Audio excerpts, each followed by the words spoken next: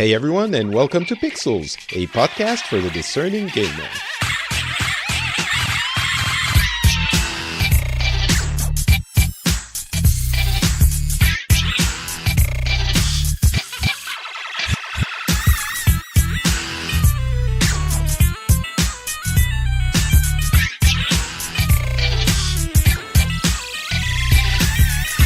Hey everyone, and welcome to Pixels. This is going to be a very weird, different bonus Patchwork episode. I'm Patrick Beja, and usually we get people to talk about the things that have been happening in the gaming industry, and we cover the news. But this is a bonus episode about BlizzCon. As many of you know, BlizzCon is happening right now as I'm recording this. It might be released a day or two later, but it's happening right now in California, and for once I'm not there, which makes me sad, of course, because BlizzCon is a time where I usually go and have fun be with my people, my friends, and all of the community of Blizzard games. But this year, for many reasons, I'm not there, and so I've decided to still do a bonus episode of Pixels. This isn't, a regular one. You're still going to you got the one last week, and we'll get another one next week, hopefully, if things go well. But for BlizzCon, as again, many of you know, I have a very strong affinity with Blizzard games, and BlizzCon is always a fun time, and we always do a summary of what's been happening there. So I've asked a few people to send me feedback on how things went, and I also recorded a special episode of the Icy Veins podcast, which many of you know I do with Icy Veins, which is a big site in the Blizzard games community.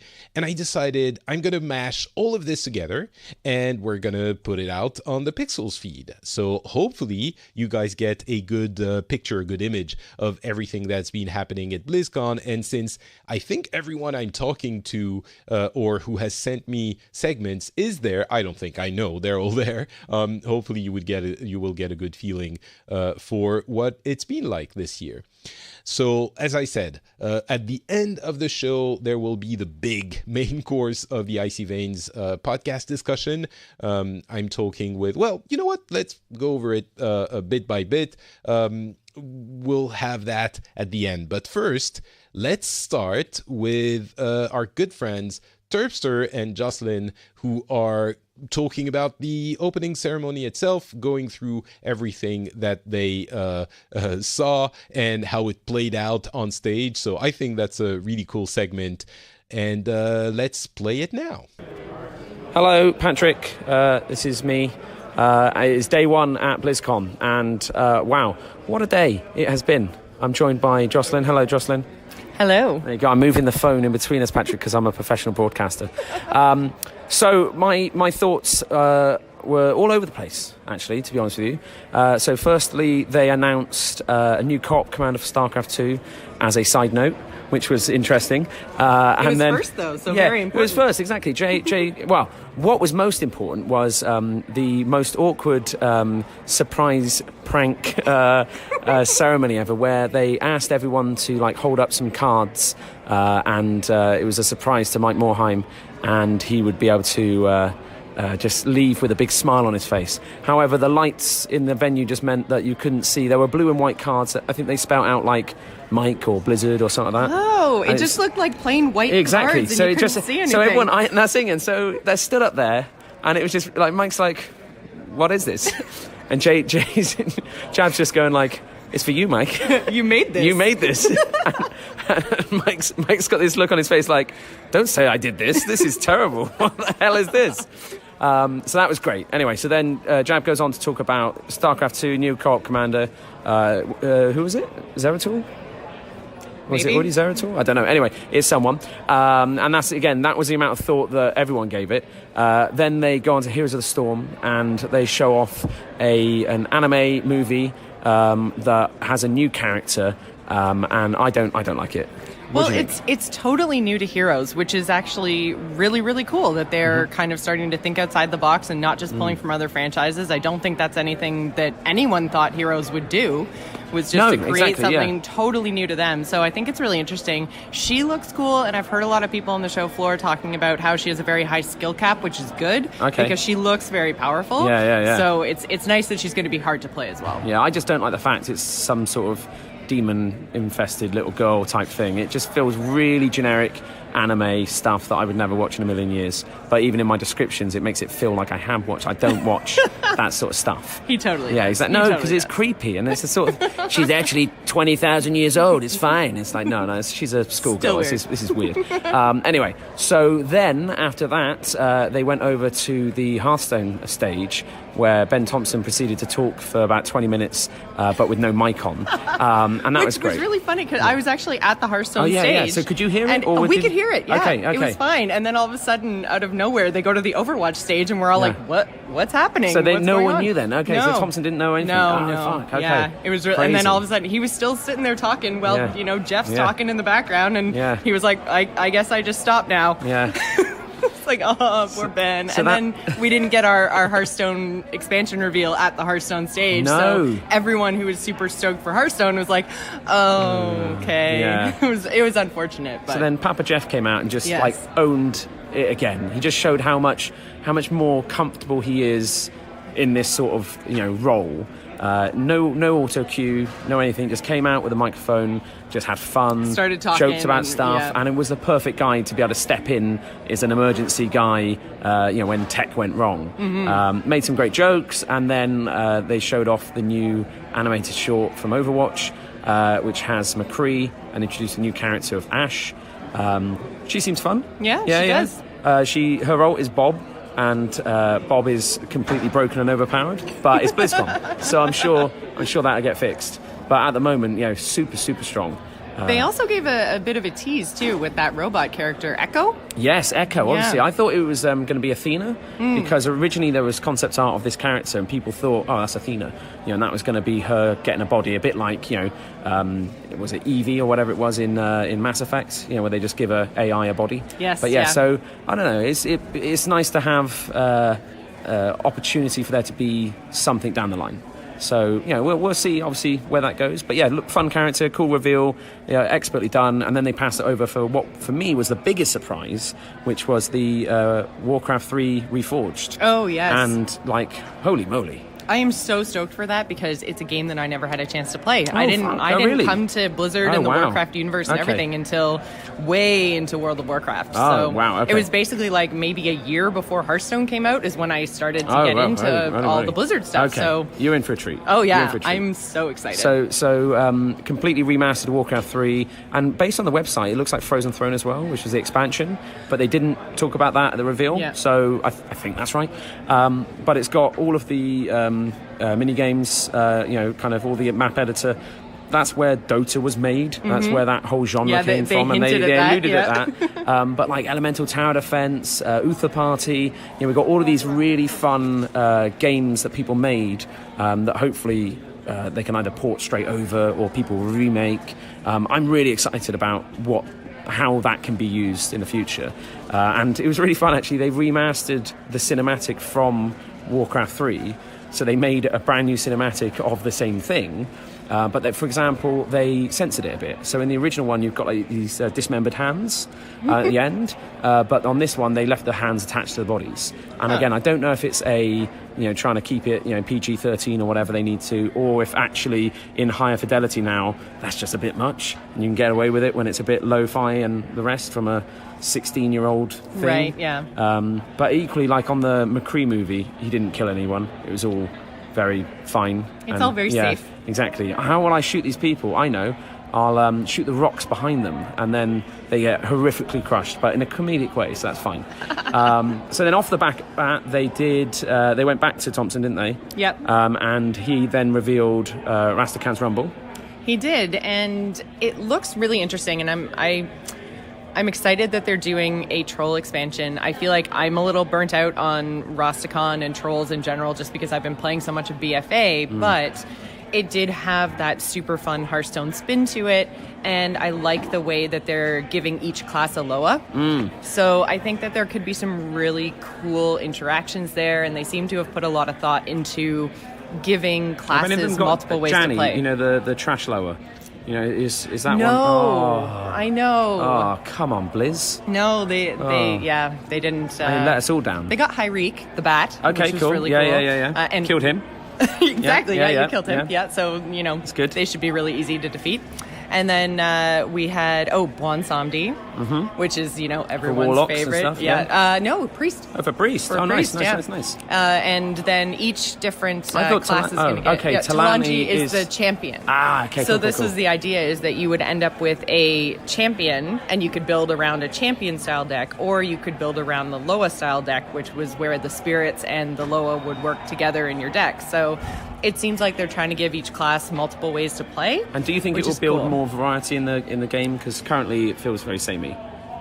It does kind of feel samey, but at the same time, each class kind of has at least one deck they can play right now. So it's actually probably the most variety we've had in terms of powerful decks in a long time. I think a lot of the problems with the meta just come from the fact that we have so much variety, so it becomes a lot harder. It's not just like there's a super aggressive deck that's really powerful, so you can build a control deck, and it's like you're just on one or the other side. With the whole rock, paper, scissors thing we've got going on right now, you have a lot of really polarizing matchups. So I think, more variety. People have always talked about how they want more variety, but then we get a meta game like this, which doesn't feel the best. Yeah. So I think it's going to be interesting to see how it all turns out, because they are kind of like leaning into, as they do every expansion, this whole mechanic around building teams and fighting in the arena. So we'll have to see if it gets enough support and if it works as well as like the odd and even decks did, or if it's just going to be something we try for a couple months and then it goes away. Yeah, we'll see. And then finally it was Diablo Immortal, new mobile game made by NetEase with Blizzard. And kind of Blizzard, and it's a mobile Diablo. It's very strange, but I don't know. I haven't played it yet, Patrick. I am going to play it, and I'll tell you about it tomorrow, because I think he wanted one of these a day, so we got to do two. Oh, no. And that's why it's good you're here, because I kind of only had to do like half. But I'm excited on the whole. I mean, it's BlizzCon. At the end of the day, you come into this show knowing that it's going to be fun. It's a question of how and what and why. Playing WoW Classic, seeing that WoW Classic's actually now free. I did not. Surprising. I thought they would charge us either for the base game or another subscription. I thought or both. Possibly yeah, both. Exactly, yeah. I was really worried about both. both. And so it's really interesting. And I think that value add to the subscription and the thought that it will keep players subscribed for longer is an interesting one. I don't know. I played it on the show floor, and it's a very slow experience.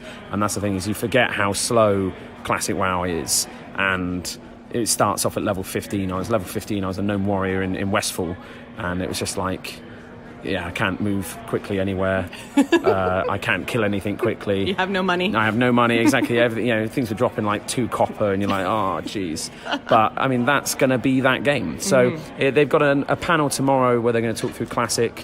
I'm excited about that. I think I'm excited to hear more and understand kind of how are they keeping that game moving without it then becoming all of a sudden it's Wrath of the Lich King, and now it's this and now it's that, so who knows. Anyway, thank you, Patrick. I hope you've enjoyed this lovely audio message. You're welcome for the free content. I assume, do we get a cut of his Patreon? Is that what he's going to do? Oh, that's totally what's exactly, going to happen. Exactly. So that's good. Checks in the mail. Yeah, good. All right, we love you and we miss you. Bye-bye, Patrick. Bye, Patrick. Bye-bye. Oh, I didn't press record. I'm joking. Oh, the anger. Oh. All right, that was awesome.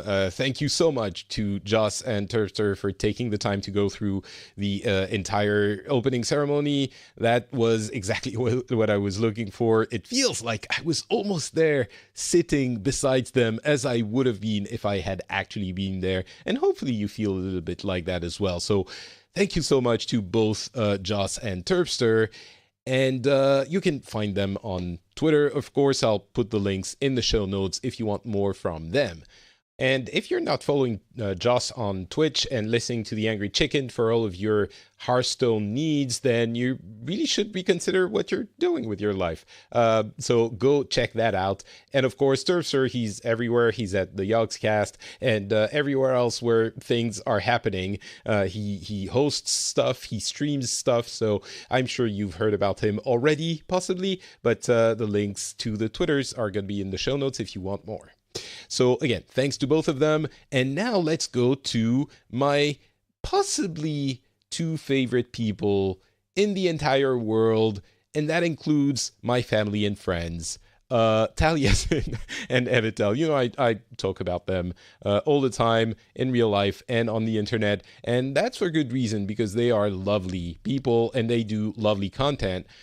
One of those pieces of content is this segment they sent me where they talk about everything that has been discussed in World of Warcraft. So let's just play it and you will know everything you need to know about what's been happening for WoW at BlizzCon. So, World of Warcraft at BlizzCon 2018. I think the main thing I came away from the entire experience thinking was, I'm really glad I'm not a Diablo player. Like, we're not going to go into the whole Diablo thing, because that's not fair on them. It's not fair on that lovely man that did the Diablo presentation in the opening ceremony. It's not fair on him. On my heart, it broke. He came out with so much energy and so much love because he knew he was selling a dud. I know. And the second he mentioned the new Diablo thing, the audible groan across the entire conference center. But we're not going to talk about that because it makes me feel bad. Exactly, and we're not talking about Diablo, we're talking about WoW. Exactly, and there was some really interesting WoW news. I think a lot of people think it's a bit of a mixed bag. I'm not entirely of that opinion. I think WoW and Warcraft in general came into BlizzCon 2018 needing a good con. Yeah. Like, it needed a good, solid presentation to get everyone back on side, get them hyped, and we 90% got that, I felt. Yeah, I mean, from the opening ceremony, I wasn't, like, super blown away from what I saw, and it left me wanting more. But then, when the What's Next panel came on, I was like, boom, boom, boom. Yes. You were boom, boom, boom. I was Do you know like, what? boom, boom, boom, okay, yes. like, people listening to this might not believe that, but I was sitting next to you, Evitel, and I can confirm. And you can confirm you the were boom, boom, boom. But it wasn't just you that's boom, boom, boom. It was Ian Hazakostas and the other two guys as well. Yeah. And that's the thing. Yes. And I was not worried, but I was very underwhelmed by the opening ceremony for WoW. Yeah. Yeah. It didn't tell us anything we didn't know already. It did give us an excellent cinematic. Yes. But which was very much a trailer rather than anything enlightening. Yeah. Particularly if you've been following WoW news and you knew where the storyline was going. So Exactly.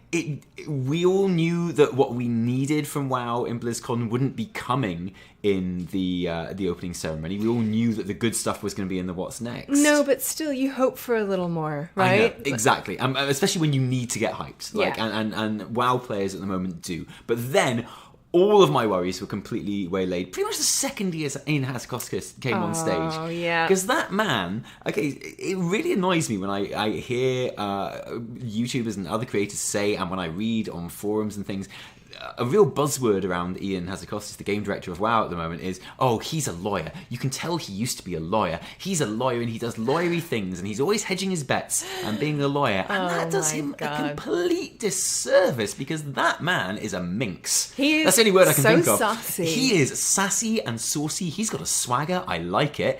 And also he's like a genuine showman. He knows exactly how to kind of whip things up. And because he's also incredibly succinct and efficient with his language. People, I don't know, maybe they're trying to read something into it, but I don't get that. When I hear people say that, I'm thinking, are we watching the same guy here? Because Exactly, and he gives such a good presentation, like, kind of without fail for WoW. Like, point A, point B, point C, but also da-da-da. Yeah. And just, I thought it was really, really satisfying. And it was great because what happened was he and his co-presenters came out and they just presented thing after thing after thing after thing. And just like WoW content has been for the last couple of years, to be honest, you never had a chance to dwell on anything. Yeah. Even if it was, whether it was something really good or whether it was something maybe slightly underwhelming. Like Island Expeditions, because, give a shit. Yeah. But because it became as an onslaught of other things as well, it was really interesting to listen to and it felt like a whole ton of stuff. Whereas maybe sitting back and actually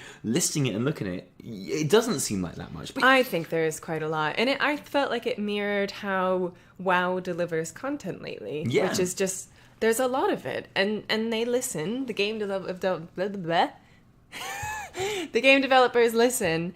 And they just deliver more and more content. Like, there is no drought, and there was definitely no drought in the information we got today. So we're talking now quantity and not quality. Sure. So what was the quality? Unexpected, like, mechagnomes.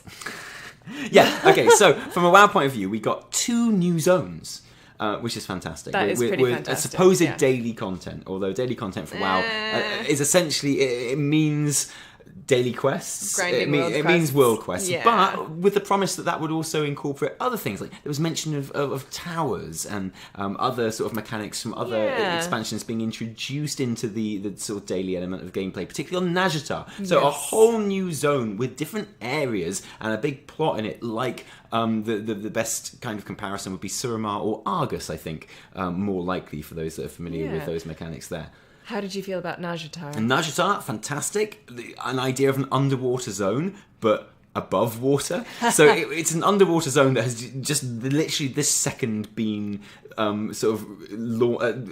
raised above the water. So Yeah. it has all of the underwater elements, but without any of the hassle. We were trying to find a solution to how you would do an underwater themed kind of patch or expansion without it being extremely annoying. And they found it. Exactly. The best I could come up with was a bubble Yeah. around everything. So, but they just took it out of the water. I mean, it feels like the Broken Shore in Legion 7.2. It Yeah. feels a bit like Argus. I think it'd be a bit more like Sure. Argus. I think it's big.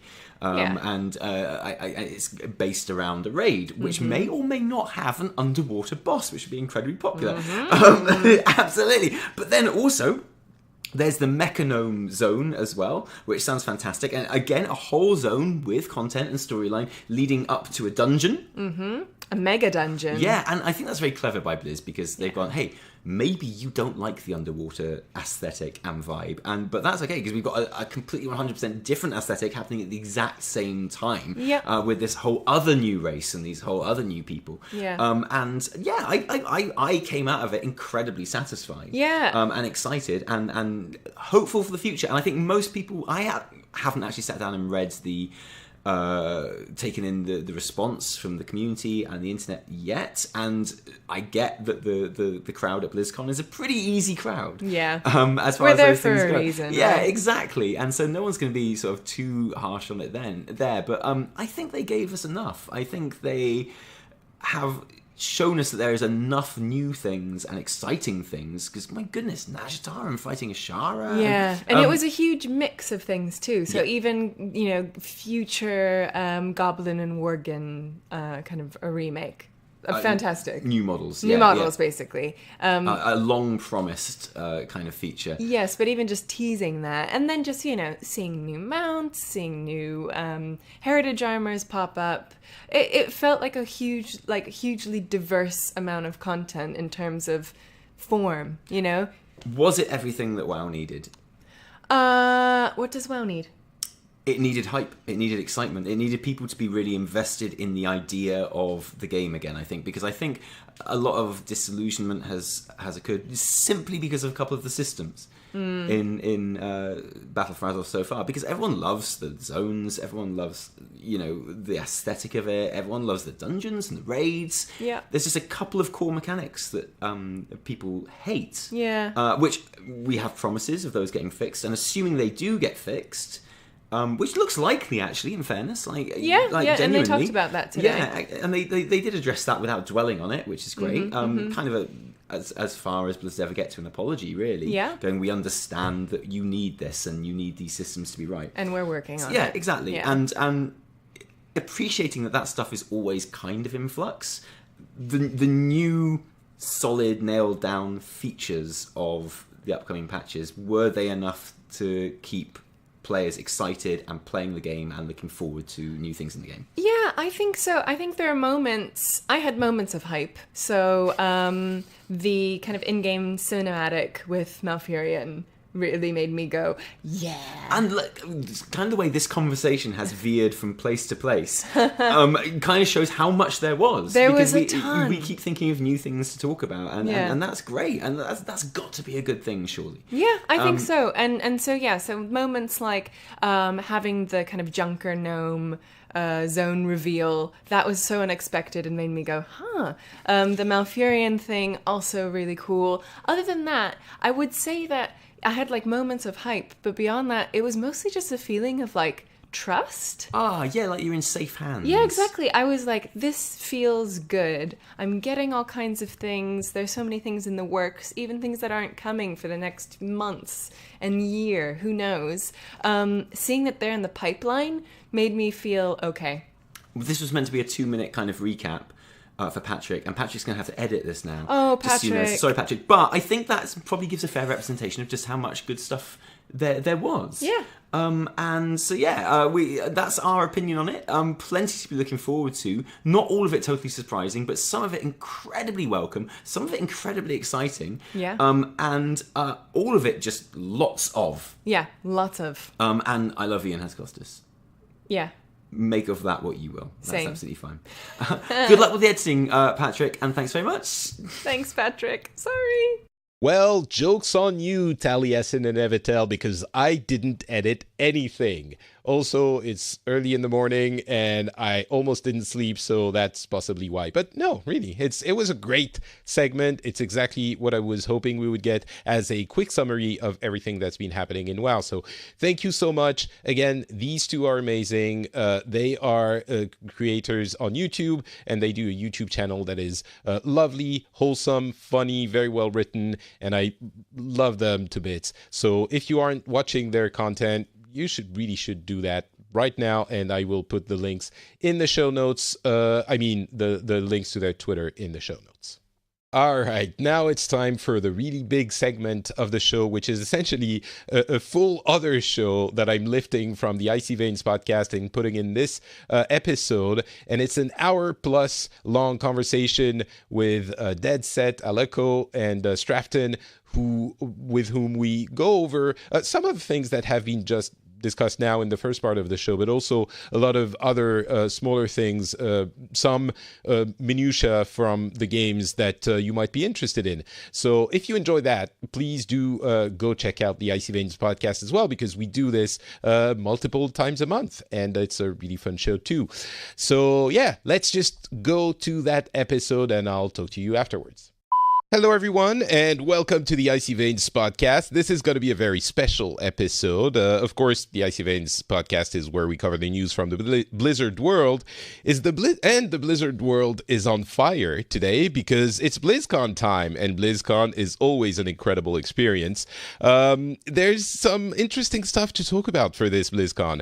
My name is Patrick Beja, and I'm very, very happy to be welcoming live, or not live, but straight from BlizzCon from Anaheim in California, 3 of the guide writers for Icy Veins. First, let's start with the ones you all know. Let's start with Aleco. How's it going, Aleco? Good. I mean, it's my first BlizzCon, and I had a really fun day doing a lot of firsts, meeting a lot of cool people. Still a little jet lagged, but I'm feeling quite positive. So, all right. So I'm looking forward to hearing what you have to say about Rastakan's Rumble, the new Hearthstone expansion, and possibly some Overwatch stuff as well. Second, the one that got everything he wanted from BlizzCon, Deadset, our Diablo specialist. How's it going, Deadset? My girl is going to be speaking for itself. Okay.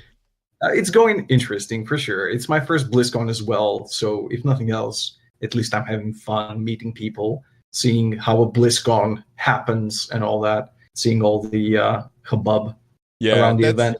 That's definitely a special feeling, and maybe we'll get a chance to talk about this a little bit. But before we do that, let's introduce our third guest for the show. Straften is here, and you like Heroes of the Storm, and you tried some stuff on the show floor. How's it going? Oh, it's going pretty well. Heroes got some exciting news. Game's going to be changing quite a bit. Cool, and You'll tell us all about it.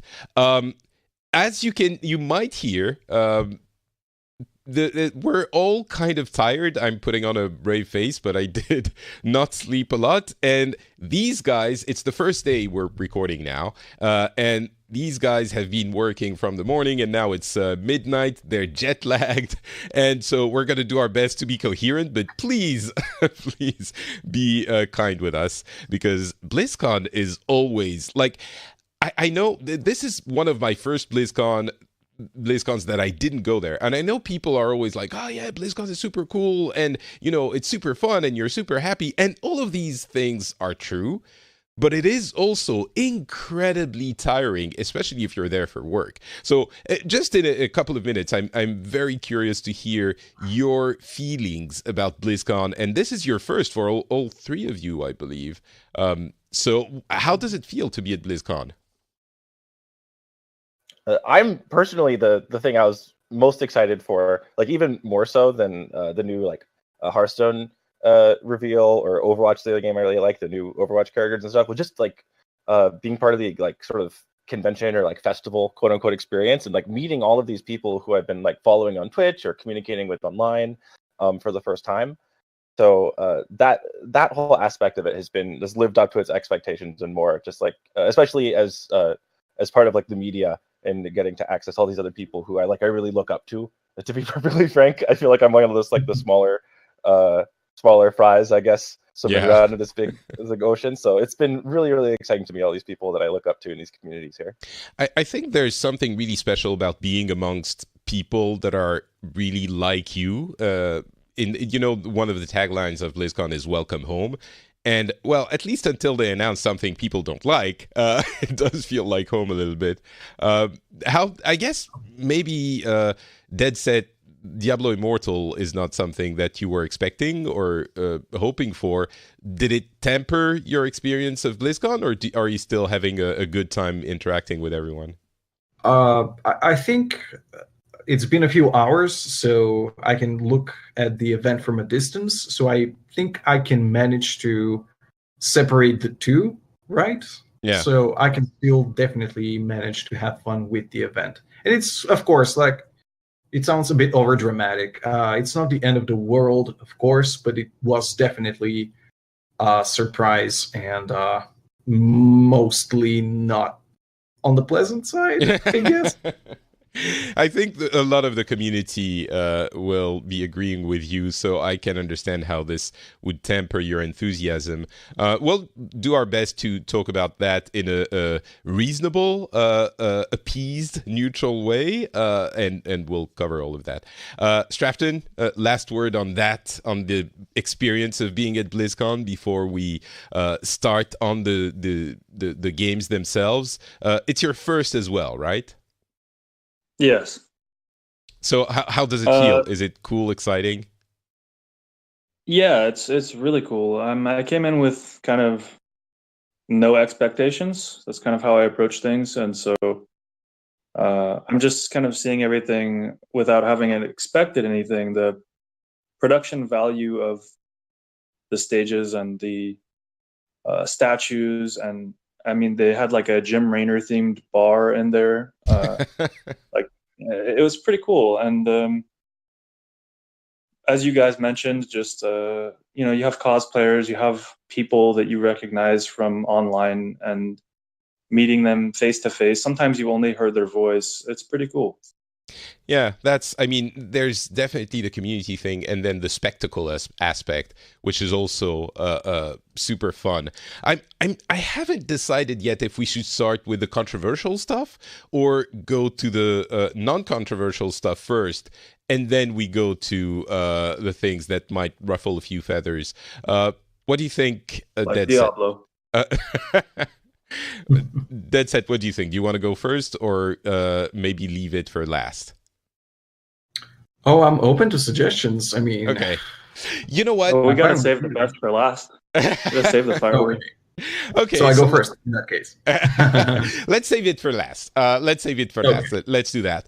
Let's start with I'm gonna talk about World of Warcraft for a bit, because there's a lot that has been announced, and a lot of, well, some unexpected stuff and some tweaks and changes. Of course, as always, if you want all of the details for the news, you should go to the Icy Veins site, because this is where the news writers and the guide writers are working super hard all night and all day for the next 2 years. Well, all years, but 2 days days. And there's a lot of stuff. You know, BlizzCon is about the big announcements that are unleashed at the opening ceremony, but then every panel has interesting stuff in them. And of course, World of Warcraft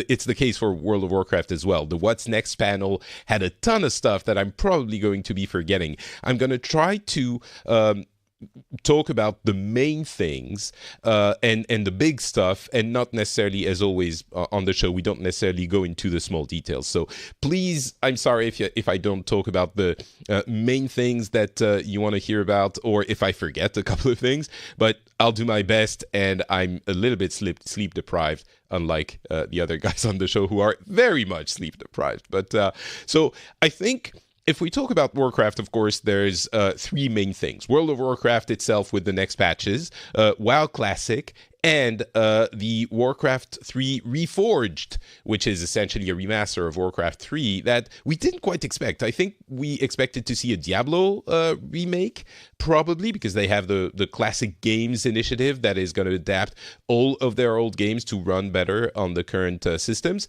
But I don't think people expected Warcraft 3. No. Let's start with that, maybe. It's a remake of Warcraft 3, but it is really like not just a port of the same engine and everything. They have remade the entire graphics of the game, including at least some of the cinematics, which are one of the highlights of that game. So what do you guys think of Warcraft 3 remastered or reforged? Did you manage to put your hands on it? What did you think? For me, it was the best surprise. Yeah. At this year's BlizzCon. Definitely unexpected and absolutely the most exciting news from the ceremony. It's old stuff, right? It's Blizzard making money on old stuff. How come everyone's excited about this? I don't get it. It's so good. It's such good old stuff that just retouching it visually and bringing it up to modern machines is enough for myself, and it seems from the reaction for pretty much anyone. Yeah, I did get my hands on the playable demo, and it retains all of the quirks that Warcraft 3 had with its clunky AI. I mean, it's obviously a very upgraded version, but they had to retain that feeling of playing Warcraft 3, which I think they replicated very, very well, because the units are just as bumbling and terribly pathing as they used to be in Warcraft 3. That's cool. It sounds cool. Jokes aside, yeah, the mission that's the Culling of Stratholme, which is a classic mission from the Warcraft 3 campaign, has been rendered very, very nicely. I think a lot of people don't realize how much of World of Warcraft comes from Warcraft 3. You know, Atlas, Arthas, the Night Elves, the Scourge, the Legion, like all of this didn't exist before Warcraft 3. So it might be fun for people to rediscover if they haven't played. And a lot of people have flashbacks from their college youths playing Warcraft 3, or maybe even earlier. And so, yeah, I guess some people are pretty excited. If you're not into old stuff, maybe you're not going to be excited about Warcraft Classic, WoW Classic, rather. For me, it's one of the things I could try, because with the virtual ticket, you get access to it. And I have to admit, I mean, it's very well done, but playing it like 2 minutes into it, it confirmed what I thought, which is, wow, this is not for me. You know, like I created a mage because I played a mage when I first started, and I was like, so I'm going to go around in Westmarch and play a little bit. Westfall, sorry, this is not Diablo. And you know, I buff myself with arcane intelligence and frost shield, frost. Oh, damn, I'm forgetting my spells. And I'm like, half mana is away. And so I'm like, oh, crap. Okay, so I'm going to summon drinks, but I summon food, and it's like, oh, it doesn't regenerate the mana. Is there drinks as well? Are they different things, or should I go buy it? And like, it is so old school. I'm very happy for the people who are happy about it, but it's definitely not for me. Any of you guys excited about WoW Classic and how it feels? I had a group of friends that like were big old school WoW fans, and they wanted like get me into old school WoW. I never really got on the WoW train, so for me, it seems like a cool opportunity to jump in with like some friends that were really excited about like kind of reliving like the early days of it. So that like the social aspect of it might be cool. I think like a lot of people really want that sort of nostalgic experience. So I guess it'll give people like me an opportunity to jump in, at that level. But personally, like speaking, like I guess I don't have like a real reason to be excited about it outside of that. Yeah, fair enough. I think it's going to be interesting for people who have never played it. You're right, and who get to experience it for the first time. I think a lot of them are going to be impressed that we played this for so long in that state. But there's definitely, I don't want to belittle that release. There's definitely a lot of people who are excited about it and who are going to be playing it quite a bit. So I'm sure they're happy. And the big news there is that it's going to be included in the WoW subscription, and it's going to be released in 2019, which is also the release window they gave for Warcraft 3 Reforged. So it's not out quite now, but it will be coming next year. And they did say summer, right? So they did say what? Summer of 2019. I believe so, but I can't remember if it was for Reforged or WoW Classic. Maybe it was WoW Classic. I think Classic, I'm pretty sure. Cool. So there you go. You have a release window. For WoW itself, the one we're actually playing now, they talked about, 8.1, which we know a lot about already, 8.15, which is going to have a bunch of stuff, and 8.2 and 8.25. So there's a ton of things coming, and I really encourage you to go to icyveins.com to check out all of the news. A couple of things I will point out that struck me. They're redoing Warsong Gulch and Rathi Basing graphically, so they're upgrading them graphically, and it looks really good. Those looked amazing. I don't know if you guys got a chance to see. Yeah, I mean, I saw the video. It looks really good, right? Nice. Yeah. So there was that. There was the Brawlers Guild is coming back. There's heritage armor for Taurens and gnomes. There's what's the gnome city? Mecca. Can't remember. We're going to the gnome city. Can't remember the name. We're going to fight Ashara in 8.2. We're getting new models for the goblins and worgens. There's a ton of content in there. Anything that struck you in particular? Maybe Straften, you seemed excited about some of it, or not? Sorry, which one? Oh, in general, 8.1, 8.15, 8.2, anything that you thought was really cool? I'm not up on the numbers. I don't know exactly what all that is, but Sure. Okay. Well, any of them would be fine, but I think the remade Battlegrounds is going to be. By the way, talking about Battlegrounds, I know what's super exciting to someone who likes RTSs. You're going to be able to play Battlegrounds against AI bots. Those advanced AIs. I'm not sure why they're doing it or how it's going to be used exactly. I think maybe for some people it's more fun to play casually and they don't necessarily want the stress of PvP, so it's PvP without PvP. They didn't give too much details about that, but there's going to be, I can't remember if it's going to be just a brawl or a full mode for Battlegrounds, but there's going to be Battlegrounds versus AI. So I'm curious about that. And of course, I barely mentioned there's Nazjatar, which is a new place we're going to go to.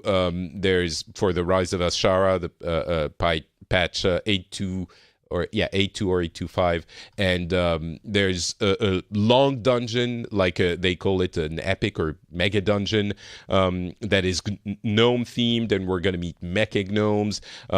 There's a ton of stuff in there, so if you're interested in that, I think you're not going to be disappointed, and get all the news at the WoW section of Icy Veins. All right, let's stay in WoW-ish theme and talk about Hearthstone. Aleco, what is the Rastakon's Rumble? It feels like another Hearthstone expansion, and they only talked about the cards, right? They didn't talk about the single player content so much, but there's some special stuff with Loas and Trolls, and it's essentially the Stranglethorn arena theme for this one. What can you tell us about it? What's cool? Yeah, so they've announced a few of the mostly thematic elements, I'd say. Let me count the actual number of cards. The 16 cards were revealed today. Across I think all the classes. Yeah, some of them are really exciting cards, but it seems like it's another one of these thematic sets that the designers are really excited about. They get to deal with trolls, and I had an interview with Dave Kosak and Hadija Chamberlain, which you can also check out on the Icy Veins site. And they, in particular, were saying things like getting to do all these like voice lines and like interactions and things with like trolls in the arena was like a very fun experience for them. So I think thematically, like if you like the Boomsday project, this might be another set along those lines where it's going to be like that sort of Hearthstone humor that we've come to know and like. Yeah, and trolls. I think some people are very excited about trolls, so that's going to be the one for them.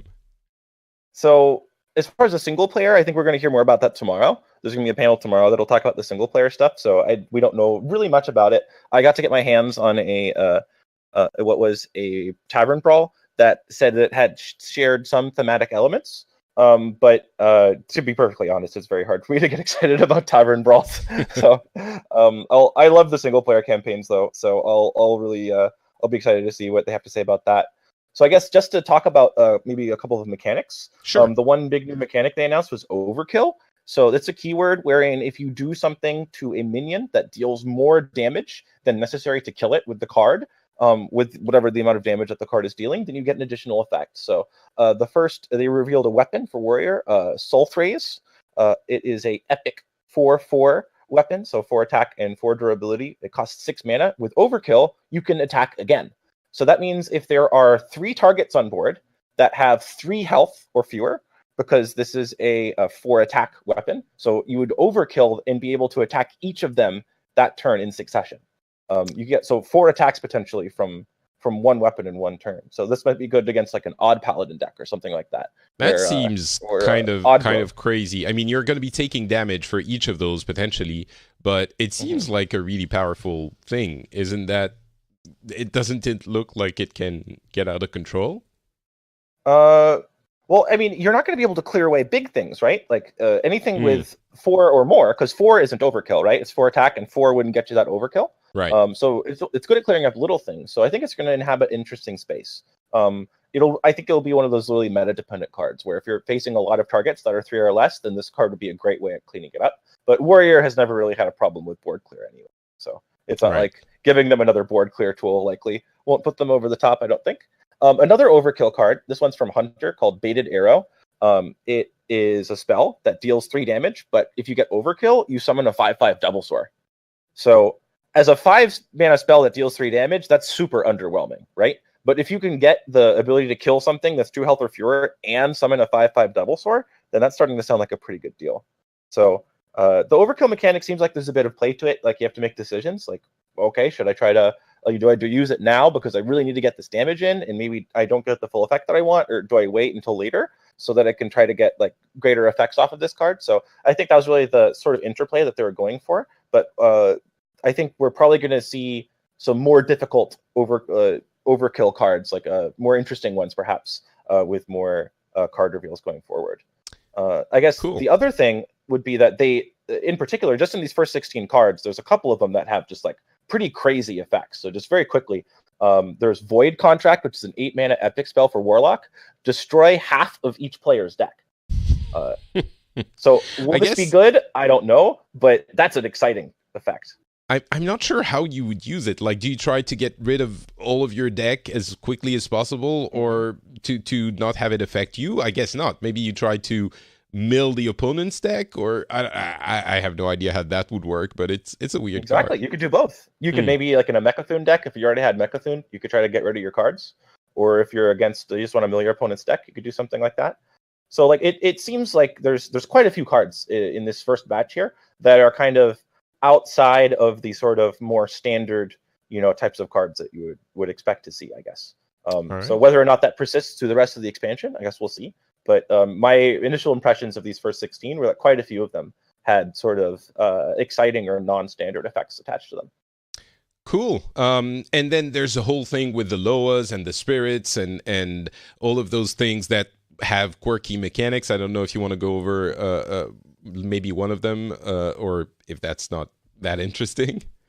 Oh, sure. No, it actually is. I think it's a pretty key element to the set. This is something they really wanted to play up. So a Loa is like it's like the spirit animal for each class. So each class will have a Loa, and so the one that they revealed was Shirvala the Tiger for Paladin. It's a 25 mana cost beast.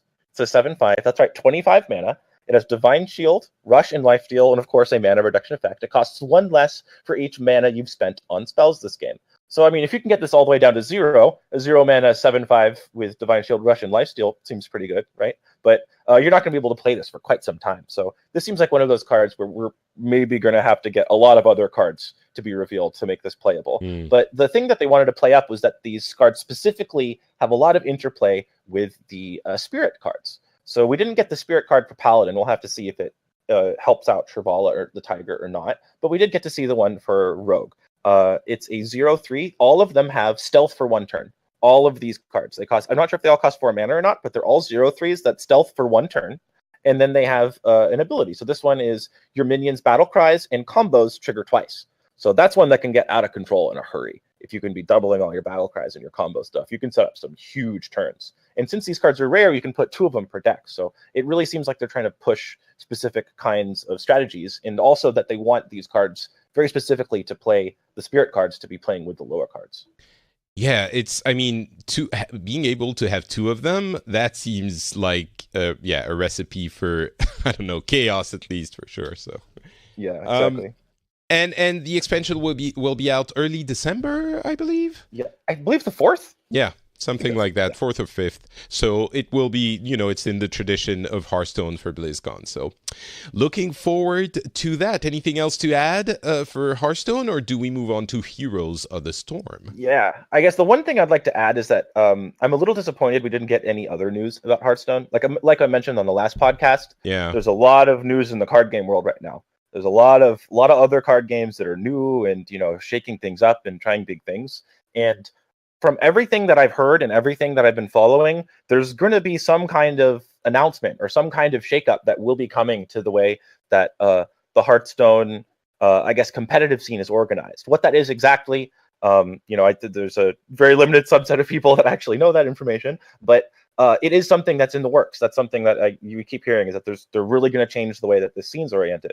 And so it's kind of surprising to me that they didn't announce something like that in BlizzCon, especially in the wake of, I guess, no other really major announcements, I guess, and for the rest of BlizzCon, outside of, or at least surprising ones, outside of maybe the Warcraft 3 Reforged. So that's something I definitely feel a little just disappointed that we didn't get any other big Hearthstone news. Yeah, I mean, Warcraft 3 Reforged is big for some people, but it's also only big because there isn't a lot bigger at this BlizzCon. I think it's fair to say this is not the BlizzCon for the big announcements. Like, it's not the biggest BlizzCon ever is a way of putting it. So Definitely. Personally, having skipped it, I guess, I've been to most of them. There have been others where, it wasn't the most exciting ones. Like, I remember the one where Chris Metzen came out and started screaming Geek Is, which was a fun celebration of the geek community, but it was essentially their thing for the BlizzCon, and people were underwhelmed as well for that one, which is understandable. I think it's in that same category, more or less. So yeah, I think it's fair to say that. All right, let's talk about Heroes of the Storm for a second, and make sure that Straften doesn't fall asleep after having stayed awake for, I guess, 36 hours or something like that.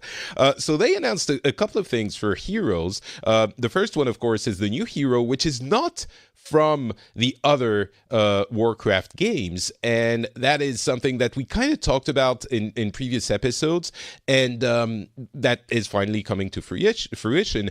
I kind of said they are running out of big characters, or they are realizing that at some point they will run out of characters to include, so they're creating a lore within the game of Heroes of the Storm to create characters out of, well, that universe. What did you think about Orphea? Is she, like, thematically and gameplay wise, is she cool? Did she do a good impression? What did you think? My only disappointment with her is that she wasn't Random Man, but she plays and is designed really well. There's a lot of polish on her.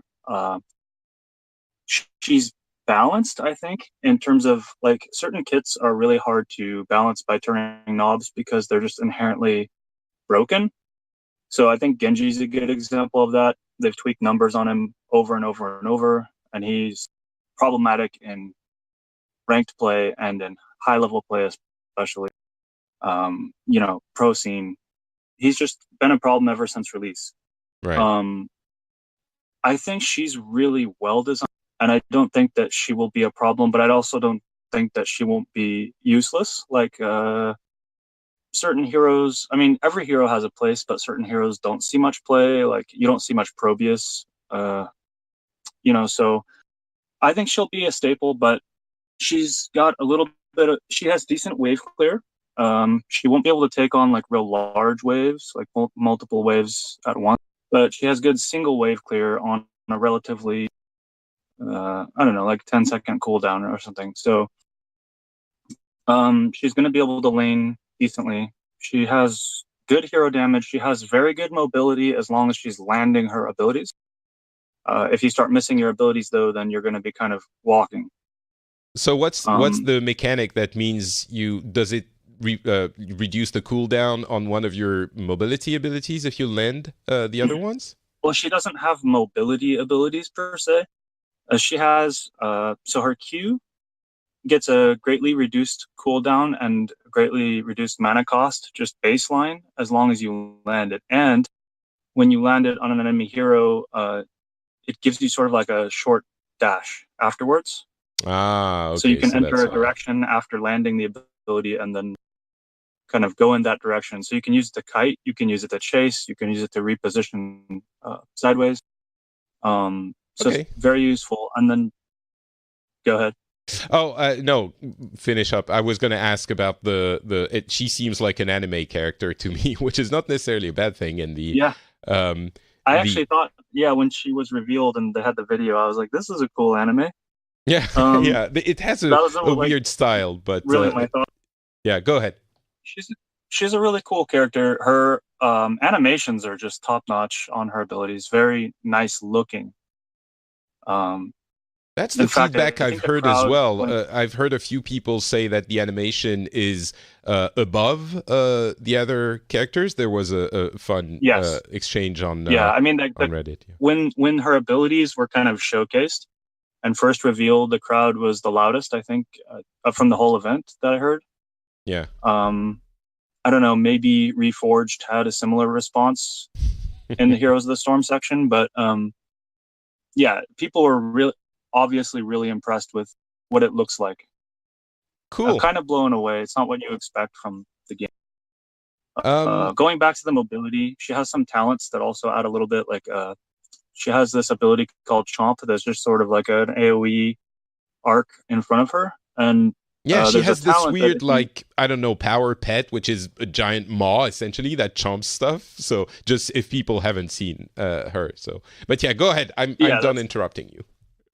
Oh, it's fine. It's exciting stuff. That's basically all of her abilities is like this pet, or I don't know what it is, but yeah, some kind of pet or summon or something.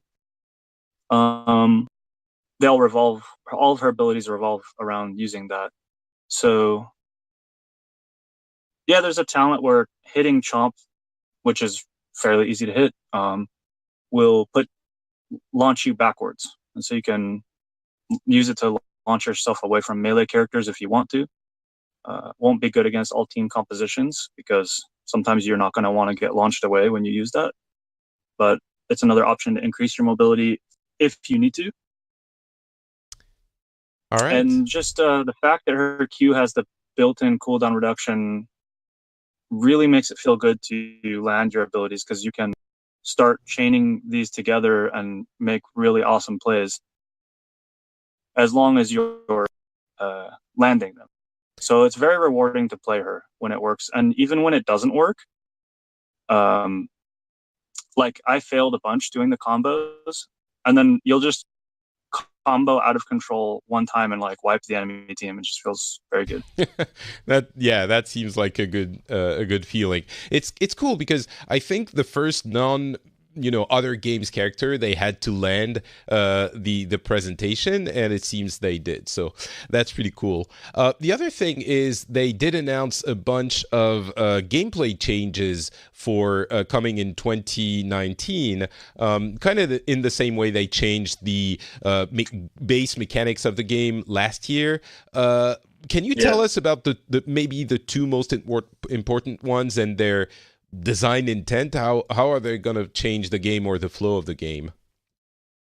Yeah, it's almost like a gameplay rework. I think it's definitely as big a change as removing tower ammo, but it's a better change, I think. A lot of people wanted tower ammo, and they confirmed today they're not going to go in that direction. They're not going to reverse on that. They're leaving tower ammo out. But these changes kind of make up for that. It's going to change the fundamentals of how experience works in a lot of ways. So one way they did go back to an old way is, so like currently when you capture a minion, you get experience.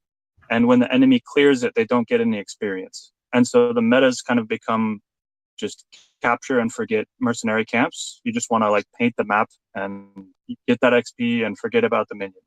It just marches and deals damage to structures. You get XP from the structures, and it's a win for you. You get an XP advantage this way. They're changing this so that now when you clear the mercenary camps, an enemy captures a mercenary camp, you kill it, you get full experience from it. So there's no experience gain from just capturing the camp. They've removed all of the experience from forts and keeps, and I think greatly reduced the experience from towers. And so now most of the experience, they did increase passive experience. So just passively, you'll get slightly more, I think by 15%. But most of the experience you're going to get is from killing minions and mercenaries, of course, but it's not really a positive on the mercenaries because both teams will get the same eventually. They added catapults so now when you kill a fort, every 3 waves will spawn 1 catapult. 3 catapults or 2 catapults, 1 in each lane anyways, however many lanes there are. Yeah. And so this is going to be interesting because like the mercenaries now, it's going to be sort of a double-edged sword. It could be very snowbally with the right comps. They immediately announced Sylvanas is getting a rework because that's where everybody's head went right away. So you're not going to be like crazy pushing with these catapults early. But specialists are being removed from the game. They're being put into different categories, and I expect they'll be reworked slowly over time. I see. So overall, they're trying to push people, just so tell me if I understand correctly, they're trying to push people to play more in lanes, like to actually push, or am I misunderstanding the design intent there? It's a good understanding. So what's going to happen is if you capture a mercenary camp or if you have a catapult, you have some kind of lane enhancing passive pressure. It's going to push experience away from your team, and it's going to ball up experience for the defending team. Oh, so it balances out a little bit, I guess? The threat of the ball of minions and mercenaries is that can destroy structures, which that's the objective of the game, is to destroy the core of the enemy. But it is a double-edged sword. You can't just let it passively push anymore, because if you let one enemy hero can go soak all of that, and they're going to get a gigantic experience.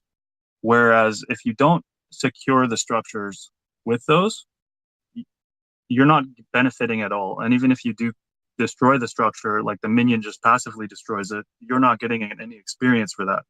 And so it gives defending teams a better way to come back, I think. I think that's what they were trying to do with this design.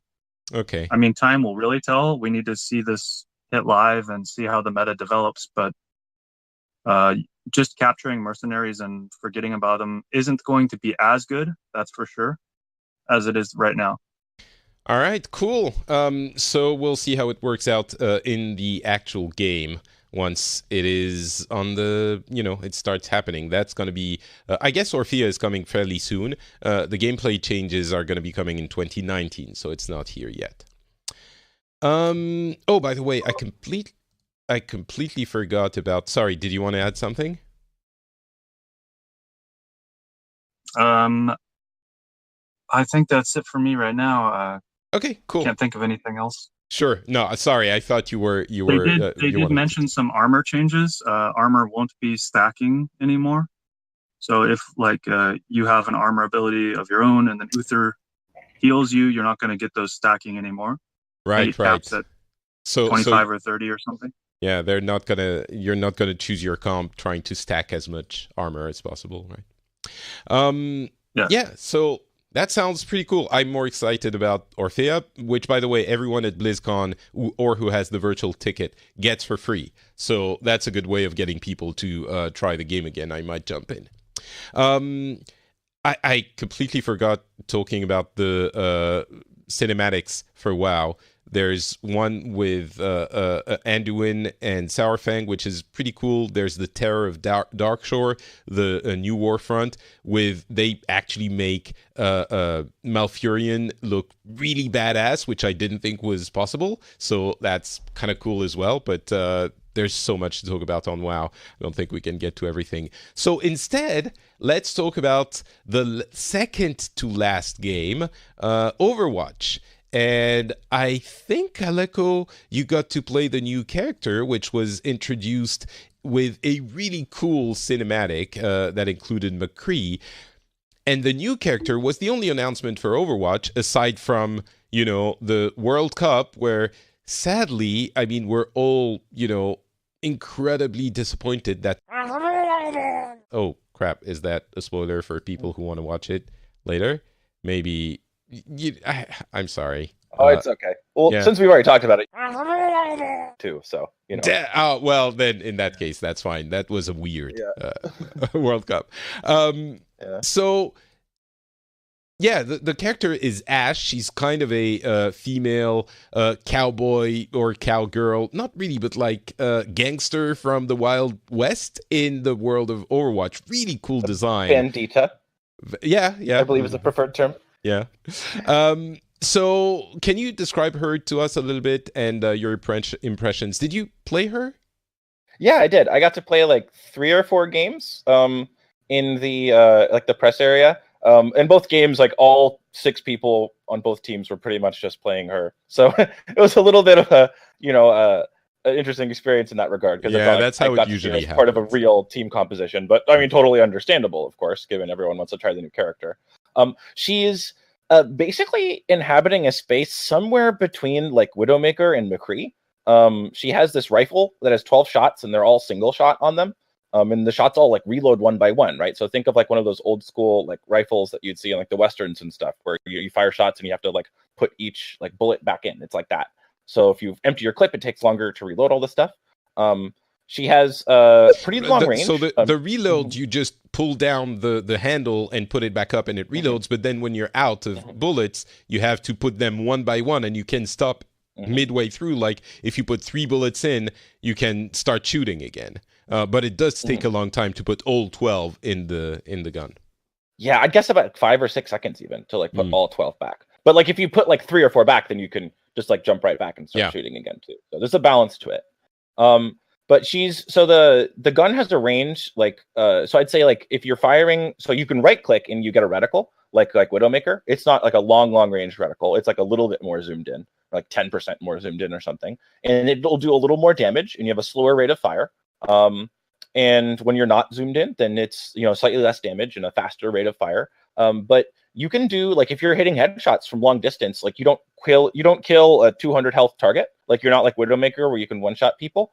But headshot, body shot will drop someone with the right click, and she's very good at finishing off targets. So I feel like she's going to be a character like where if your team's communicating and like calling out targets, or like especially if you're with a Zenyatta, if Zen throws a Discord orb on someone and then you can click their heads, she's going to be able to do a ton of damage. So the rest of her kit is quite interesting. She's like, so one of the weaknesses of McCree is that he's a basically zero mobility character. Even though he's like hit scan and he's great at killing Pharahs and stuff, he is, very, very low mobility. She's quite high mobility.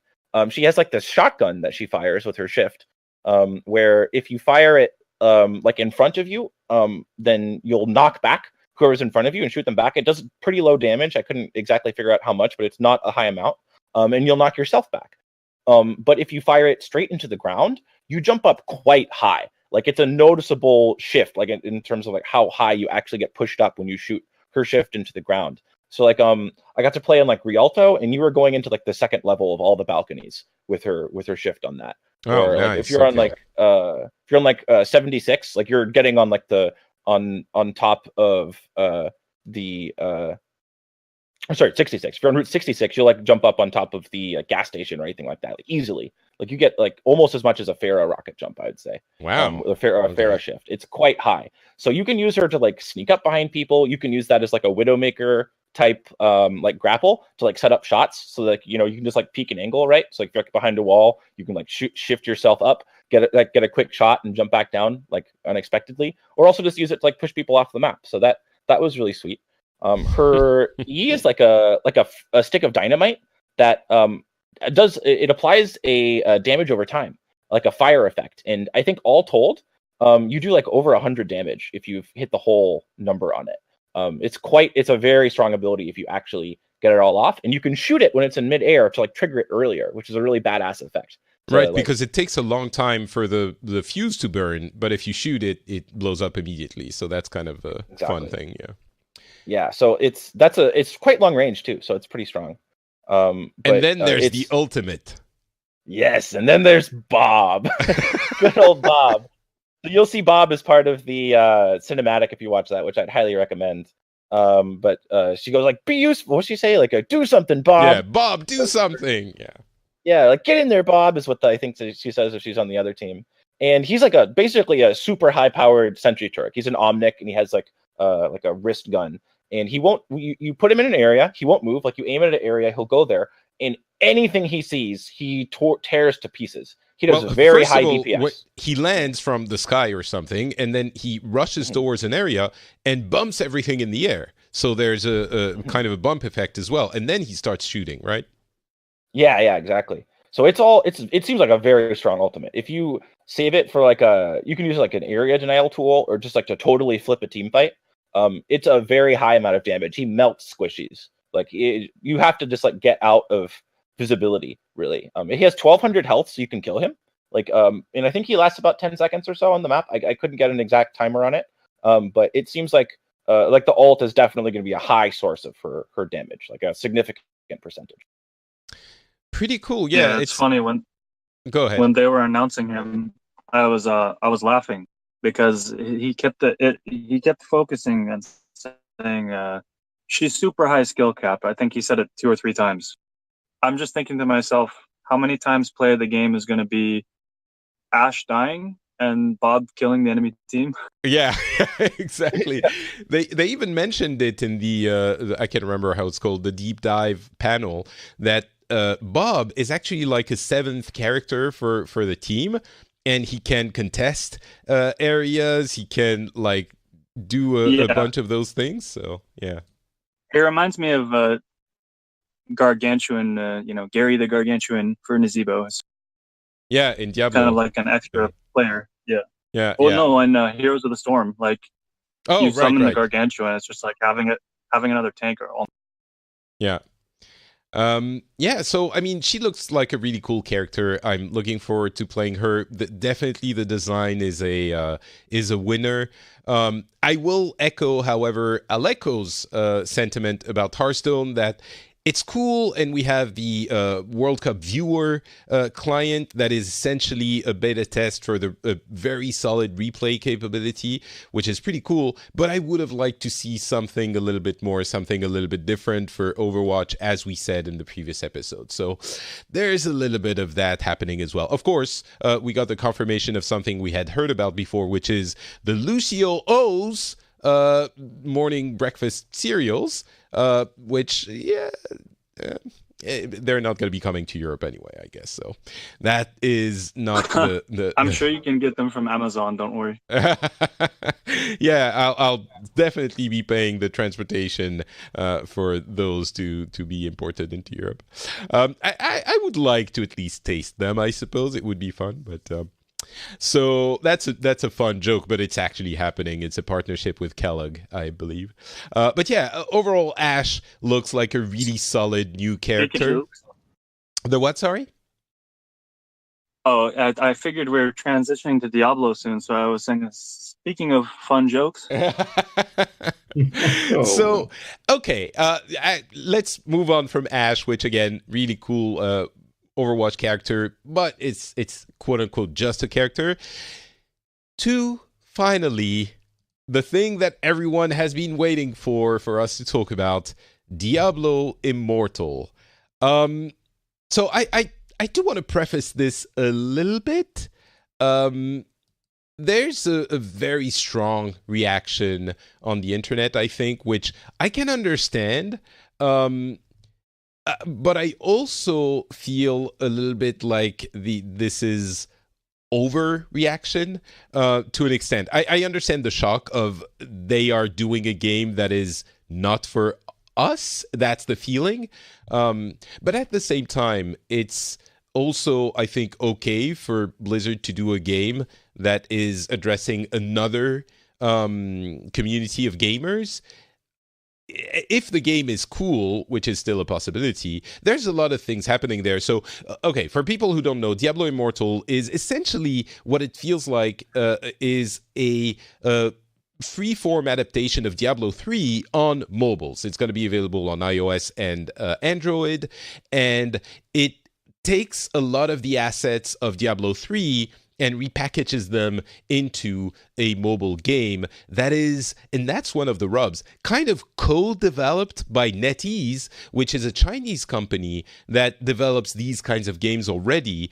There's a few people that suggested, it's a reskin of an existing NetEase game, which is called Endless of God. And it's true that there are a lot of similarities. It's possible they took the same engine. But, at the same time, there are a few ARPGs on mobile, and they all look kind of similar because they are very inspired for Diablo. So it's not that surprising that a Diablo on mobile would look kind of like them.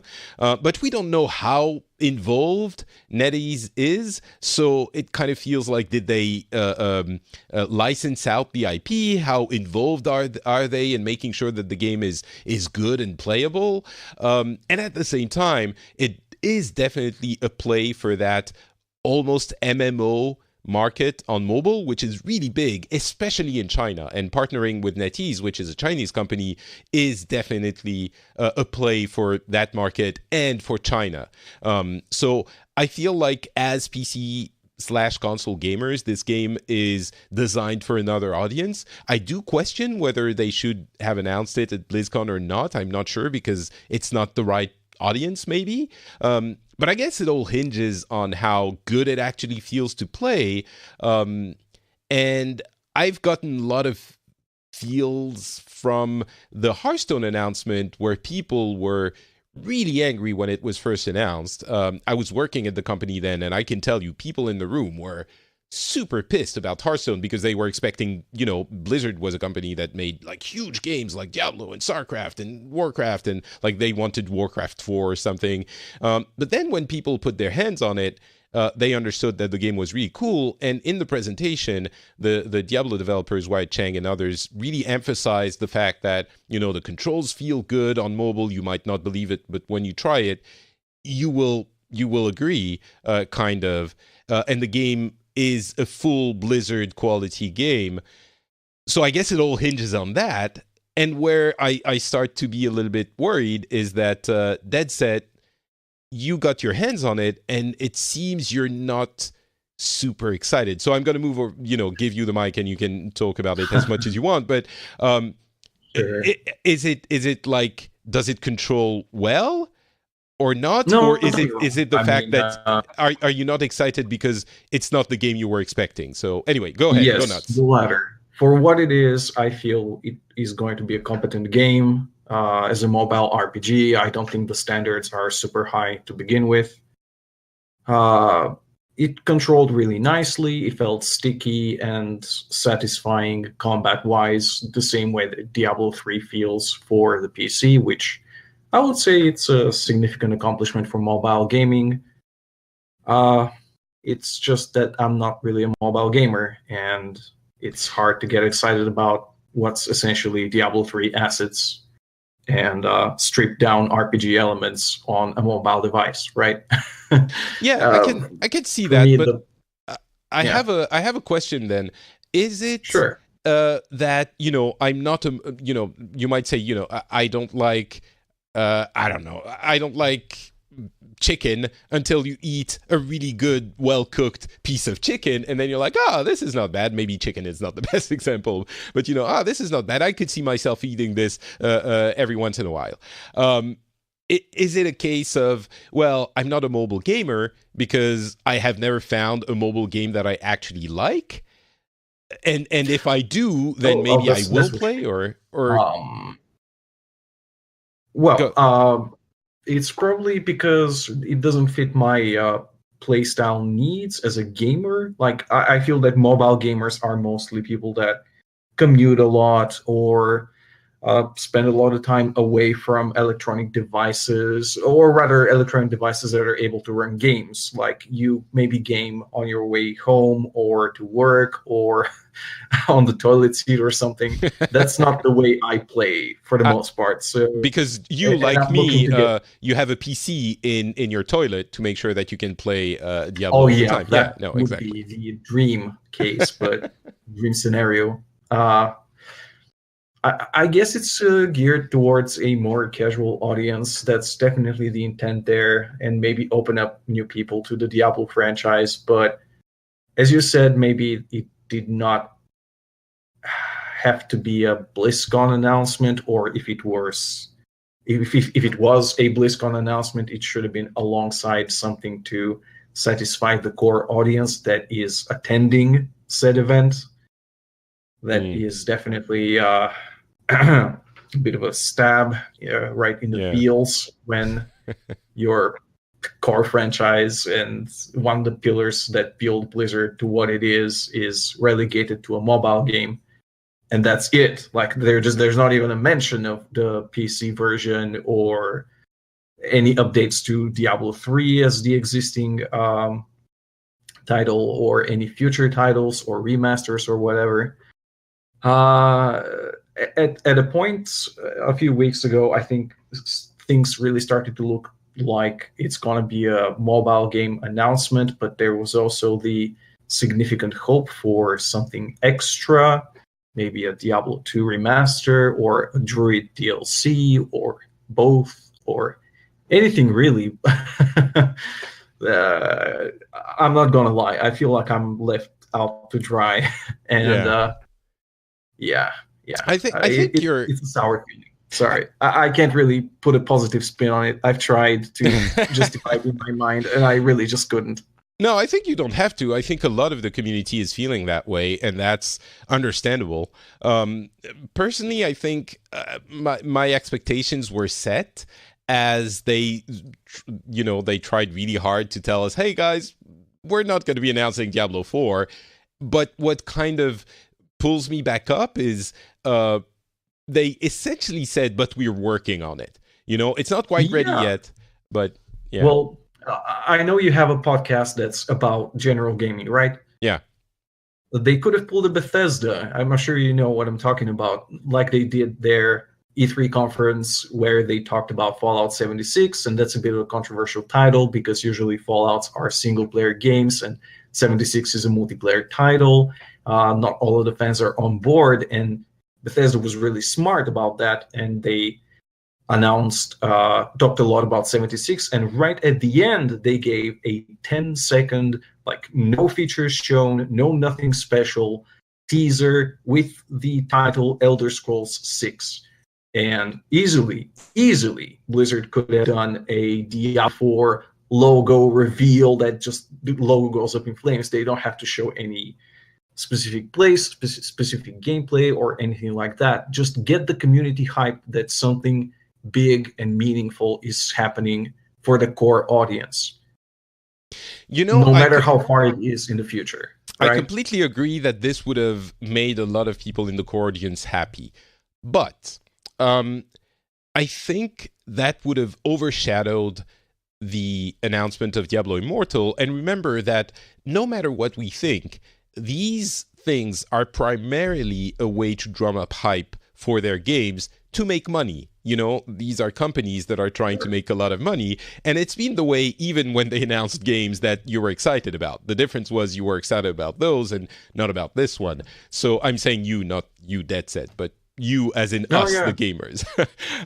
Right. So I think the goal here is to get the whole world to know this is going to be a game that is going to be available for you to play on your mobile. And the people who are interested in that, again, I believe more specifically in China, but possibly, there are a lot of people who don't play games on PCs or on consoles. And those people, I think... No, of course, of course. I think those people are going to be possibly excited about having a semi-MMO. I say MMO, I didn't mention, you're going to have like a social area where you can meet and see other people. You're going to have dungeons. To it as an MMO.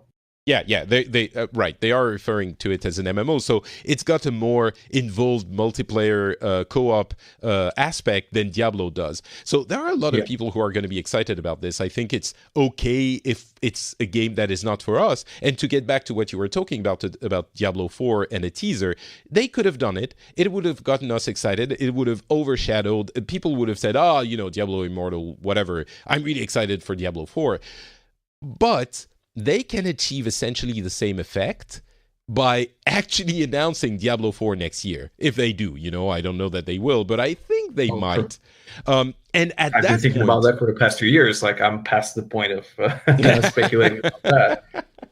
But I mean, whenever they end up announcing it, I don't think the reaction of people is going to be, I don't care about Diablo 4 because you announced Diablo Immortal last year or 2 years ago. People are going to be excited about Diablo 4 no matter what, right? So I don't think they would be gaining a lot in practice when it comes down to communications effect if they had announced, maybe they would have. Maybe the goodwill would have been preserved. Maybe it does hurt the goodwill. Yeah, I think they're pissing away goodwill by doing that, but Yeah, maybe. It's possible. I guess so. The one thing I would want to add to all of what you'd said. Oh, go ahead. Go ahead, Straften, and then we'll go to. I was going to say something positive. We could maybe a positive light we could look at this from, because I'm also kind of disappointed with how the mobile game looked and how similar it looked to other games mentioned earlier. But a positive thing is they had a big emphasis on, and this was right as they were revealing Warcraft 3 Reforged. They mentioned an emphasis on Blizzard classic games as like something they're focusing on, and they've demonstrated this with StarCraft and Warcraft now. And he didn't say like, "Oh, we're done with." Here's that other classic game. More classic games are there. Straften, you're breaking up quite a bit. I think your internet is fighting you. Can you repeat what you were saying? Go ahead. I think you might have come back. Or not? Nope, sorry, we can't really hear you. So I'm going to go to Aleco, and then we'll come back to you, Straften. Maybe your internet will be better then. What were you going to say, Aleco? I think Straften was saying, essentially, they put an emphasis on classic games, so we might see remakes of Diablo 1 and 2 at some point, but I'll ask him again later. Yeah, Aleco, what were you going to say? I think that's probably what he was getting at. But yeah, of course, let's like to hear it from the horse's mouth. I was just going to add that I think the kind of unfortunate truth for gamers like me and Straften and Deadset, or this kind of more hardcore, like almost like PC only type gamers. Hey, you can include me in that gang. Why am I being left out? I'm you too, of course. Sorry, I shouldn't have been so excited. But for people like us, the kind of unfortunate truth is that these mobile markets are massive. And I would project, just based on my market knowledge, Patrick, you know much more, that this would probably be immediately a huge moneymaker for Blizzard. Like I would imagine that this game, like it's going to draw in a market far beyond any sort of core gaming audience, and I would project this to be a massive source of income. So from a business perspective, it's really hard to argue against it. Whether or not that translates into the things that we want in the future, that's TBD, right? Maybe it means like, oh great, we did this, now we could make even more casual games and even more games that will make us more money like this. Like, will that be the direction that Blizzard goes? I don't know. Maybe they'll say, okay, now great, we have all this money, we can use it to make all these other projects that our core audience is excited about. But the one thing I think it is important to mention, that I would imagine that this would almost immediately be one of Blizzard's most profitable projects. Yeah, I definitely agree. I mean, there's no question that this is something that is going to be making a lot of money. And by the way, they didn't talk a single second about business model. They didn't say how they're going to be making money on this, which is probably the biggest, whether or not it's Diablo on mobile or we want it or not is not really the biggest industry question. The question is business model. How's it going to work? Is it going to be quote unquote pay to win? I don't think so, because I trust Blizzard for many things. But that's the big question. So that's something that's really important. But also, I think, as you said, Aleco, there's no question, oh crap, Straften disappeared. That's so sad. Maybe he fell asleep on his keyboard. Oh, he's back. Okay. But there's no question that they're working on Diablo 4. Like, this is, to me, a side thing. They're not even fully developing it. They're definitely partnering with NetEase. They could communicate that, though. Well, again, that in some fashion. I think there's a big trauma on Blizzard having announced Diablo 3 way too soon in 2008, before it was released in 2012. And for 4 years, anything anyone could talk about was, yes, but Diablo 3. And they were disappointed at this. So I think they really don't want to repeat the same mistake. But yeah, maybe they misjudged the reaction to this game. Maybe they thought, you know what, Diablo, quote unquote 3 on mobile, people are going to think it's cool that they can play Diablo on mobile. Maybe they didn't realize that the pushback would be so hard. It's possible. And if they did, maybe they would have said something. I think they had a perfect example earlier this year with EA doing what they did to Command and Conquer, another long-standing PC franchise, very beloved RTS that got relegated to mobile devices. And EA had the goal to say that this should satisfy old hardcore RTS fans. So it's pretty much the same thing. To be honest, they had a perfect example of that not working out. So I personally think, I disagree with you guys. I think the game will flop. Oh, really? Wow. Okay. Yeah. Prediction, putting it out there. That will be interesting to come back to when they announce the results once it's indeed. out. We don't have a date, by the way, for the thing. I will disagree with you. It's like Command and Conquer, because Command and Conquer is a franchise that has been forgotten by EA and sort of used as an excuse to put that game out on mobile. And the presentation was also very lackluster when they announced it. I think in this case, I mean, if they don't put out Diablo 4 within the next, 3 years, then, or announce it within the next couple of years, then I might be concerned as you are. But I don't think it's the same, because they're still working on on our Diablo. This is a thing that they're giving to other people. So that's the way I approach it. I want to believe. For sure. Like, I want to believe more than anyone. I'm sure it's going to come, but Straften, you're back. You wanted to add something about maybe remasters. Let's see if your internet is cooperating a bit better. Yeah, they had mentioned that they have a team working on Blizzard classic games. Yeah, and they said working on, like, as in currently, not as in we've finished and here's Warcraft Reforged. So there's not that many classic games to go through. At some point, we're going to get a Diablo game, maybe next year. But that's sort of a ray of sunshine to look forward to. Definitely the classic games. I mean, unless they start putting out Lost Vikings and Rock and Roll Racing, these things, which they might. The other big one is a Diablo 4K Blackthorn. 4K Blackthorn, definitely. So yeah, that's also something we can be looking forward to. But for me, I guess maybe I'm heartened or not as pissed about Diablo Immortal because I don't see how they're not working on Diablo 4. You know, so for me, this is just like a detour in the road. Definitely a play for the MMO-like games in China, especially, who primarily play on mobile. And the partnership with NetEase makes a lot of sense. They've been working with them for 10 years on, I think, I can't remember if they do WoW, but they definitely do Hearthstone in China. So it's a thing that makes a lot of sense from a financial, and even, again, there are people who are not us, who only play on mobile, who might have fun with a Diablo 3 game. So yeah, I get it. But yeah, I really also not get here that to it's care about their business standpoints. I'm from the other standpoint. That's fair. Again, that's fair. Yeah, I don't that's care fair. about that. Completely understandable. But again, Diablo 4 is coming, guys. It's a bummer that it's not announced this year, but once it comes out and it's good, I hope, we won't care that it's late. What's that quote?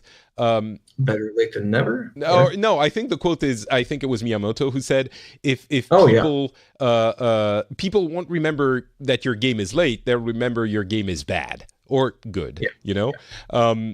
So I think if they hadn't announced this, it would have been the same BlizzCon without this. So it would have been very lackluster, like just as lackluster, but and people would have been less pissed off, I think. So it's a weird thing, but I understand the sentiment. So anyway, yeah, I think that's a good take on it, really. Like the idea, like if you just take away this announcement, like what's left? And it's not as much as I think previous BlizzCons. So I think that's probably a good way to look at it. Yeah, I think the Geek Is BlizzCon had very little as well. So it's happened in the past, but not a lot. I mean, there's still WoW Classic, which people were screaming out the top of their lungs for. There's Warcraft 3 Remastered, and then 2 new characters and an expansion for Hearthstone, which, yeah, it's not a lot. It's definitely, let's say, the BlizzCon that I chose not to go to, I'm probably happy that's that one. So let's put it like that. All right. Insider info you. The what? Sorry? The insider info you. I did not know anything. I ask my old colleagues all the time from Blizzard. Sure. They don't. How they are don't we tell to believe you? All right. Well, I think that's going to be it for us. It's like 1 a.m. for you guys, and you are super tired, and you are waking up early tomorrow to go back to the show and actually write more stuff, try more stuff, and give us more news. So I'll let you all go to sleep. Before we do, though, I guess Icy Veins, but do you want to tell us where we can find you, follow you on the internet? Let's start with Straften. Do you have a Twitter account that you wanna promote? Just Icy Veins. I think that's it for me. Excellent. Go to icyveins.com and check out our amazing guides and news articles. Check out our amazing guides. I saw you had a Twitter account, but you literally have 2 tweets on it. So I don't know if I'll put it in the show notes. Yeah, I'm not exactly Donald Trump over here. Well, let's go back to people who might be a little bit more Donald Trump-ish. Aleco, what about you? Where can people find you? You can find me on Twitter at Aleco_P and on Twitch at the same handle. I don't think the show will be coming out in time. It may or may not, but I'm actually streaming from the BlizzCon floor tomorrow morning at 9:30 PST.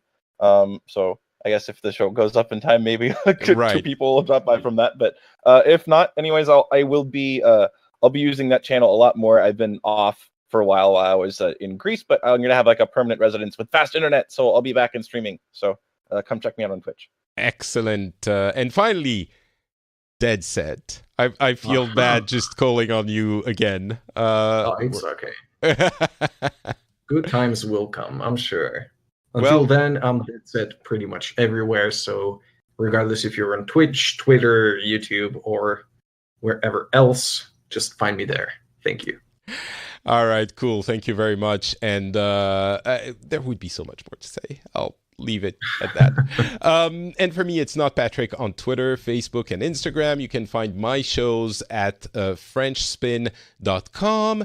And you might be listening. I might put this segment out on my Pixels feed, the general gaming show you mentioned earlier, Deadset. So if that's the case, you might be listening to it on the Pixels feed. But if you're not, you might be interested in checking out that show, because it's a show where we talk about gaming in general, and we go beyond the world of Blizzard, and you might be a gamer who's interested in other games as well. So go to your podcast app, search for Pixels, subscribe, and you'll get the new episodes every time they come out, and that will be pretty cool. That's going to be it for us. We will be back in a couple of weeks, and we will talk about a ton of stuff again from the world of Blizzard. Thank you for listening, and talk to you then. Bye. And that's going to be it. So that's a pretty meaty BlizzCon special. I'm always sad that I can't be there when I can't be there. It's been, very rare, a very rare occurrence that I couldn't go in the past 10 years, either as for personal stuff or as my job. When I was working for Blizzard, I've been to, 9 BlizzCons in the past 11 or 12 years. So it's always a bittersweet moment being able to watch it from the comfort of my home with the virtual ticket, but at the same time not meeting all of my friends who are there. But with this, it kind of feels like I did hang out a little bit. So it's kind of the best of both worlds. We'll see if I go there next year or not. But I'm guessing maybe there will be some bigger announcements next year. So it might be a good idea to be there. We'll see what happens.